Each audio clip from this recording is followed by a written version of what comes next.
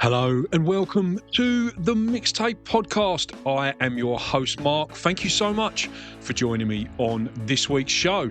Before we get into the chat, just very quickly, if you enjoy the show this week, I would absolutely love it if you left a comment or rated the show 5 stars wherever you are listening. You can find all my social media links, my YouTube channel, and the full radio show on demand just by visiting the mixtapepodcast.com. And there you will find over 175 episodes just waiting for you to discover. Thanks again for listening, and I hope you enjoy this week's episode. Hello and welcome to this for Radio Fremantle 107.9 FM and the mixtapepodcast.com. Joining me today is Chris DeMakes from Less Than Jake. How are you, Chris? I am fantastic. How are you today? Very well, thanks. Very well. Thanks for making the time and coming on the show. Really appreciate it. So we're going to talk about the Australian tour, Less Than Jake, kicking off in Fremantle on the 30th of October, playing at the Metropolis, and then hitting Adelaide, Sydney, Melbourne, Brisbane, finishing up on the 6th of November. It is teamworktouring.com for tickets. Looking forward to getting back down to Australia, Chris. Oh my gosh. Pinch me. I get paid to come hang out in Australia. One of the most beautiful times of the year and play music. It's the best job in the world.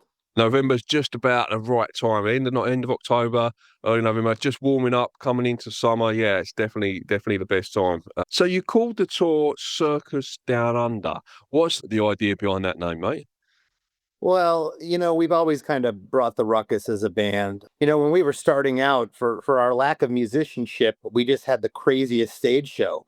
So we figured, if we can't wow them yet to their ears, we can wow their senses, maybe their eyesight. So we've always kind of maintained that. Luckily, I think we've gotten a little bit better on our instruments over the years. So, we just go out there and it's kind of anything goes. We bring people on the stage. We'll have different people come out.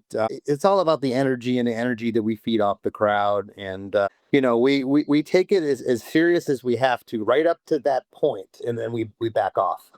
I wondered if, when I read the name, I wondered if you're doing like a Pink sort of thing with the high wire and the trapeze and that sort of thing on stage. I wondered if that was what. You know what?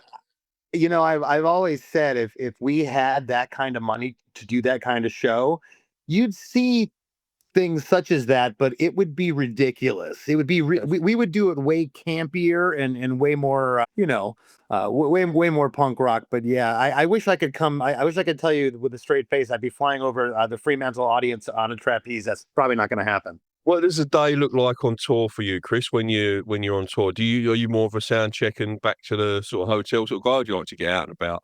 I get out and about, these days on the road, unless for some reason I had to travel or it was a super late night, I'm up early. When I'm home, I'm up, 5:30, 6 a.m. I have young kids. They're 9 and 10 years old now. So, back in the day, I'd be out till 2, 3, 4 in the morning and, would wake up till sound check. But I'm up. I like to explore, a lot of my early years traveling, we're doing things you do when you're young, like you go after the show with friends or go have a drink. And yeah, I saw the, major tourist spots and whatnot, but there's a lot of hidden gems in cities and towns, hiking trails and different things. And I love setting out about and learning about all the places I go to, and hiking and walking is one of them. One of the popular spots for musicians in Fremantle is the Bon Scott statue. Obviously, Bon Scott's from Fremantle, so and there's a big brass statue in Fremantle of Bon. And a lot of touring musicians you see there you do their selfie with Bon. That's definitely a popular one to come and see for sure. I've actually been to that one, and that's awesome. Yeah. I got my picture there. Yeah, no, for sure. One of the things I always like to ask bands like Less Than Jake, who've been going quite a while, Chris, is your creative process within the band. Like over time, how has it changed or evolved? I mean, obviously, like I think Vinnie leaving the band would have changed up the songwriting dynamic a fair bit within the group. How has your songwriting process and the way you work changed over the years? Well, it's changed only in the aspect of maybe the workload's gotten a little better because you have to come up with more words. But luckily, I have Roger and JR writes songs, and we all kind of chip in. So my role as a songwriter and coming up with melodies has pretty much stayed the same. Uh, we've all individually, myself included, have written songs and written lyrics over the years, and we fit in lyrics within Vinny's over the years. But yes, he was the main lyrical composer. So first thing I had to do when Vinny stepped back was, write from my heart and what I feel. To try to emulate him or try to think of a less than Jake sound would be foolish. He's one of my favorite lyricists ever. His words, have fanned the flames for this band for the last 34 years. And that will never be lost on me. So that was important to just be like, grateful that we have this legacy behind us of these great songs, but to, the fans would be able to smell it real quick if you were trying to emulate or write. I can't write like that. I'm not him. And talking about songwriting, Chris, smooth segue. It's almost like I planned it. Chris DeMakes A Podcast. You got a podcast yourself about songwriting. How did you get into doing that, and what sort of some of your sort of favourite guests you've had on over? Give us a bit of a sort of a synopsis of your podcast. Yeah. So to answer the question, how did I get into it? I started writing jingles for commercials and businesses and custom songs for people at the end of 2019, not even having any inkling, like the rest of us, that the pandemic was about to hit. And I started writing these songs, and word got out there, and I got really busy. Well, about April of 2020, I wanted to promote my songwriting a little bit more. So I had a buddy of mine do an animated video. And while he was putting the video together, he does animation. He said, you should start a podcast. I said, what are you talking about? I'm like, no, I've done interviews my whole life. The last thing I want to do is interview my peers. And he said, no. He said, it should be a songwriting podcast, and it'll filter back to the custom songs. And it's been awesome. Basically, I woke up the next day after telling him, let me think about it. And I just hit up about 12 people on my phone. And I think the first week we did 8 or 9 episodes. I recorded them. I was just so gung ho. But he said, no, we're going to have you should have a theme. And the theme is songwriting. So I pick one iconic song from an artist's career, and we break it down top to bottom. Like from second one to 4 minutes and 13 seconds, however long the song is. And I go through every nuance. Chris, my producer, he edits everything, and he'll put the song clips in as I reference them. And we're very, very proud of the show. It's doing great. We just celebrated our 6-year anniversary. We had Dee Snider from Twisted Sister on. Him and I broke down I Want to Rock. So it's been great. We launched June 1st of 2020. And like I said, just celebrated our 6-year anniversary. We've had an episode every Monday since that first Monday we released. So we're at like 325 episodes now or something like that. Yeah, awesome. This will be, I don't know the exact number, about 165, I think this episode will be for me. Oh, congratulations. Thank you. I really wish that I'd started my show when you started yours, because I didn't start till like 2022, 23. Sort of COVID was done and dusted. But I think anyone who started a podcast and he's still going now, who started during COVID, it's like, yeah, it was a really good like kickstart to your podcast. You know what I mean? Because everybody was consuming podcasts and stuff like that. It was a golden age of podcasting, I think, during that time. Yeah, what's interesting though is so many of the podcasts that started during that time, they didn't last. Yeah. Like when it was over, people went to other things. And I told that was one thing that was important to me. I said to Chris, because I had noticed a lot of guys from bands were starting to do podcasts. They had nothing else to do. I said, I don't want this to be 5 episodes and done. I said, I want to commit to a year.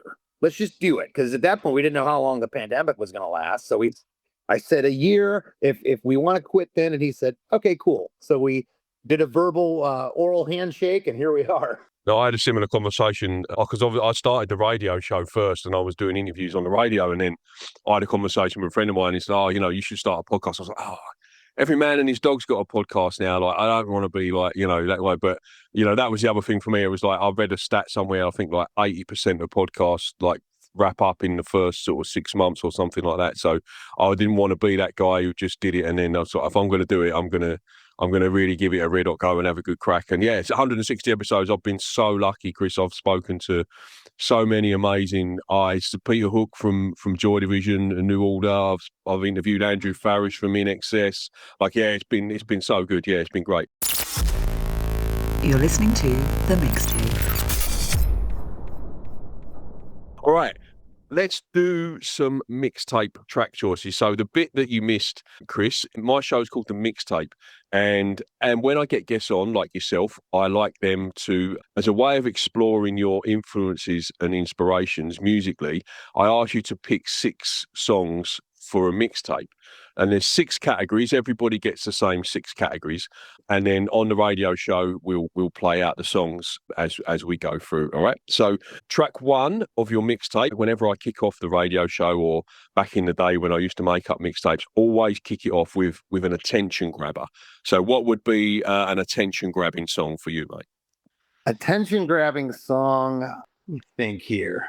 Let's go for I've Never Had So Much Fun by Frenzal Rhomb. Kicking off, start playing into the Australian audience there. I love that. That's brilliant. Frenzal Rhomb. Yeah, I've never had them on the show, but I've tried to get them on a couple of times. What makes that an attention grabber for you, Chris? Oh gosh, I love those guys. They've become some of our best friends in the business. We met them last century back in the 90s, and we just got on with them over the years. Great people, and it's so much fun. Just the opening, vocals from Jay. They're singing around that tune. He can't sound more Australian. It's just his delivery is great. Track 2 of your mixtape, Chris, is what is a song that you sing when you're on your own, driving around in the car or in the shower? Well, sticking with the Australian theme, I'm going to go Girls Got Rhythm by AC/DC. Ah, fantastic choice, mate. Have you ever seen AC/DC live? I have never seen the band live. I am embarrassed to say. No, I have never. They've been on festivals and we're in Europe. We're on opposite days. I played with literally everybody, but they're bucket list. I'd love to play with them. I was lucky enough to see him last year in Perth, and yeah, it was sensational. Great show. I took my son, and he absolutely loved it as well. Yeah, it was a great show. That was like the same bucket list for me. I'd never seen it before. Yes, that was great. Track 3, Chris, is what is your favourite cover version? Favorite cover version of anybody's song? Oh gosh, can I pick the same band twice? Yep, absolutely. No problem at all. Yeah. Have you ever heard Frenzal Rhomb's cover of We Built This City by Starship? No, I haven't. No. Oh my God. So back like 25 years ago, someone hit him up to be on an 80s compilation, and they were getting punk bands to do it. You know how all the punk bands would just double time everything and like make it punk? They went and like got a drum machine and the cheesy synthesizer. They recreated the song and they sent it to him. They ended up putting it on the comp, and it sounds exactly like the original with Jay singing. Awesome. That's brilliant. I can't wait to check that one out. That's so good. That's brilliant. That's what the mixtape's all about, is spreading the word of those sort of hidden gems that you don't hear all the time on the radio. That's why I love the show so much. Track 4, Chris, is a little bit deep. So track 4 is a song that you wish you could play to your 18-year-old self. A song can be from any era. Oh my gosh. So I play to my 18-year-old self, and like I'm either like sort of lyrical advice or, to send you 18-year-old self in a different musical direction or, something like that. Oh, wow. Probably something from the Ween country album. I don't know if you ever heard that. No, I haven't. No, I'm so familiar with Ween, but I've never heard that one. Yeah, it's called 12 Golden Country Hits, I believe. And you can kind of play any song off that. That record's brilliant. Basically, Ween went and hired a bunch of like really, really amazing country western band, and the band, and they wrote these songs. All the Ween brothers did was sing over this music. It's incredible. What sort of stuff were you actually listening to when you were 18, Chris? What were you into around that time? I was really immersed in punk rock. I had been for a couple years at that point. But I was still listening to pop and listening to hard rock, heavy metal. I loved Metallica. Going into my first year at uni, halfway through that year, they released the Black Album. And while I thought it just sounded like a truck coming at you. It was amazing. And the singles on that record, I still really like, even though they've been played to death. The rest of the album, I just really wasn't into. And that's kind of where things started turning. I was starting to get away with everything having to sound, perfect. And that was kind of the allure of punk rock for me was, it kind of even the playing field for guys like me. I only knew 3 chords. So if I wanted to be in a metal band or be in a band, like some of these virtuoso guys, I didn't have it in me. I couldn't play like that. Track 5, and sort of one of the reasons why mixtapes are invented. If you were making up a mixtape for a romantic interest and you had a girl and you were keen on her and you wanted to make her a mixtape and let her know that you were interested, what would be a song you would use for that on your mixtape? Have you ever heard the song When I'm With You from a band called Sheriff? No, I haven't. No, I don't know that one. It's one of the cheesiest, schmaltzy, sappy ballads you've ever heard in your life, but I absolutely love it. It's so catchy. And finally, Chris, for track 6 of your mixtape is a deep cut, an album track, or B-side? Album track, B-side. Well, this was the guy's biggest hit, but nobody knows about him. Maybe you do. I love this song. This was a minor hit in America. When I say minor, like they played it in Tampa, Florida growing up. But like when I got out in the rest of the world, the United States, no one knew this song. But I thought the guy was American. I didn't know. Children of the Sun by Billy Thorpe. Oh, Billy Thorpe, yeah, he's big over here. Yeah, I do know. I'm familiar with that one. Yeah. Great choice, mate. Great choice. That's an excellent one. Was that college radio or local radio? You heard that on first? No, it was local radio, and I remember it getting played, and then like my cousin got the album or the cassette, and I just remember listening to that song over and over and over again. And that literally just popped in my head because I'm doing an interview with Australia right now. I wasn't trying to just be Australian band centric, but that song's awesome. Fantastic, mate. That's what we love. That's what we love on the show. Chris, it's been an absolute pleasure chatting to you for the show, mate. It is teamworktouring.com for Less Than Jake Circus Down Under tour, kicking off at Metropolis Fremantle on October the 30th. Safe travels down under, Chris. Looking forward to catching the show, mate. Take care, buddy. Thank you. Thanks, mate. Take care. See you later. Good night. Thank you so much for listening to this week's mixtape. If you enjoyed this show, then please subscribe to the podcast, rate it 5 stars, or leave comment on whichever platform you are listening. And don't forget, you can check out over 175 archive episodes just by visiting the mixtapepodcast.com. There you'll also find social media links, YouTube channel, and the radio show, including the songs chosen by this week's guest. Thank you so much for listening. Until next time.